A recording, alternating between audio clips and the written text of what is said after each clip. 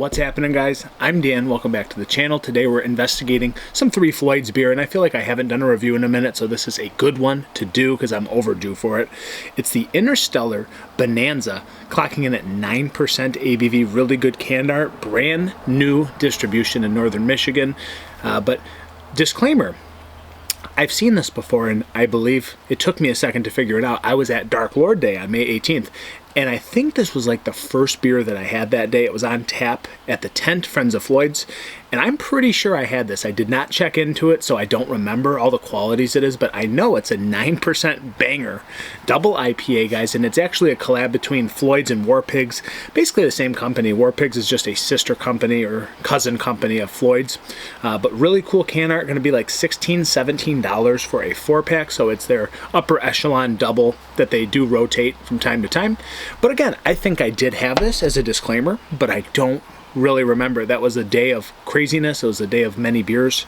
I had a lot of dark beers, but I feel like I should remember this better because I believe it was the very first beer I had that day at, I don't know, 10 o'clock a.m., something like that. So at least we're a little bit less of a degenerate today. It's 3 o'clock p.m. So let's investigate this sucker and get it into the glass, and I hope you guys are doing so well because I am doing great.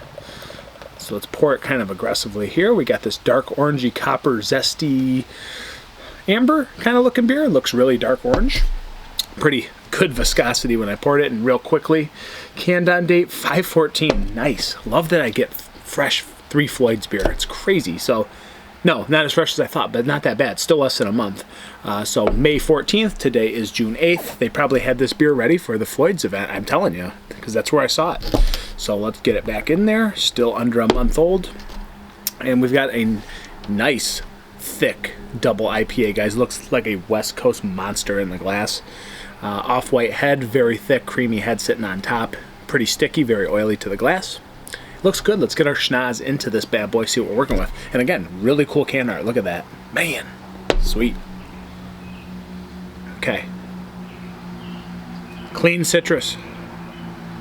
A little bit of like, you can tell it's a big beer, like it's got a big body as you pour it, but I feel like the nose follows suit. It feels heavy on the nostrils, kind of like a slight grassy, dank, diesel-y quality. It's not to the level of, crazy, ridiculous, dank mosaic. I wouldn't say it's like that, but it's just enough to let you know it's got a slight bit of dankness. It's got a lot of like citrusy oils going on. It's got a little bit of like hoppy, grassy pine going on, resinous pine. It smells pretty big, but a little bit of hoppy sweetness. Orange slices, sweet candied orange. Zesty grapefruit.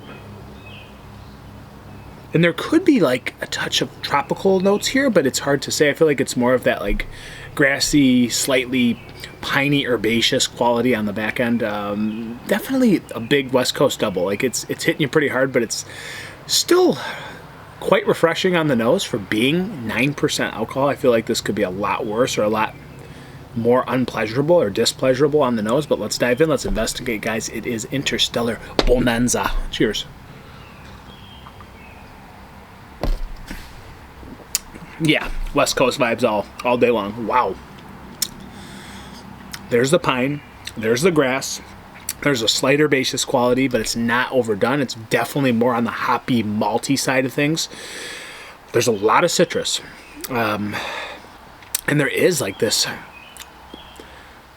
kind of malty, ambery kind of hue to this beer, but it's quite malty while still maintaining its bitter, dry drinkability on the back end. It's not too overly sweet because sometimes these West Coast doubles get, that honey sweetness, that ridiculous citrus sweetness. It doesn't have that. It has more of the zesty, dry qualities, which I tend to enjoy more. Makes it more drinkable at the end of the day. But boy, that hop profile smacks you around a little bit. It reminds me of a Huma from Shorts, or a double Huma even. It's giving me that big, resinous, piney back end that just really sits on your palate at the end, and it just dries your palate out. Let's go back in.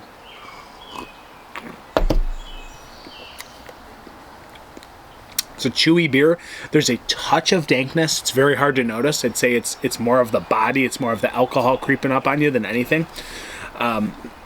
but you can tell it drinks heavy, but there's no alcohol burn, as this is pretty ice cold. I feel like as this beer warms up, it would be a little bit harder to put it down. But the hoppy, grassy kind of piney quality, that's what you're left with at the end of it. Like the citrus is erased. Anything that was tropical or even stone fruity maybe, just for a moment, erased completely. And you're left with that bitter back end that just sits with you. With all that being said, is this good? I think so, but I think I wanted like another layer of something. I feel like there could have been a step further in a direction to get more complexity. It feels very old school, and I guess I shouldn't expect any different from Floyd's. That's what they do typically. And it feels very big, very firm on the palate at 9%, but not overwhelming, not bad, and you can still drink it very easily. So what I'm sticking with is candied orange, a little bit of marmalade, honey. Got that, again, kind of a maltier, amber kind of feel to it through the middle, because you get that firm malty quality. There's a little bit of like biscuity bread in here, you could say. It's a doughy breadiness for sure, and it's heavy on the palate. And then again, you're left with just that ton, that freight train of bitterness, and that nice grassy, slightly herbaceous quality that smacks you around a little bit. But you are indeed left with like a Huma mouthfeel from a Michigan standpoint. It's Huma smacking you on the back end, and it looks a lot like Huma, honestly.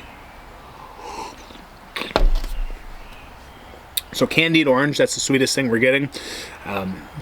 And then a little bit of that like oily, zesty grapefruit. And that's really, guys, I'm not going to go into like stone fruit. I'm not going to go into like tropical. Like there might be little notes of those things, but they're so unimportant compared to what the main citrus profile is. And again, the hoppiness and the maltiness really kind of competing with one another, but they balance each other out really well. So you're getting a little bit of that old school vibe and still reminiscent of West Coast beer at the end of the day, with that hoppy, big, firm profile it brings to the table. Is this good? Absolutely. I just think I wanted more, but back in the day, this would have been like an outstanding rating. It's just we can do these and get these all the time now, so the bar is different than it used to be. I'm just going to go with a 3.95. I really respect the hoppiness. I respect the malty profile of the beer. And I think it's really good still. At the end of the day, there's no serious complaints more than I want more complexity. So 3.95 out of 5 Interstellar Bonanza. Thanks for being here, guys. Cheers, pros, yamas. Till next time, do whatever.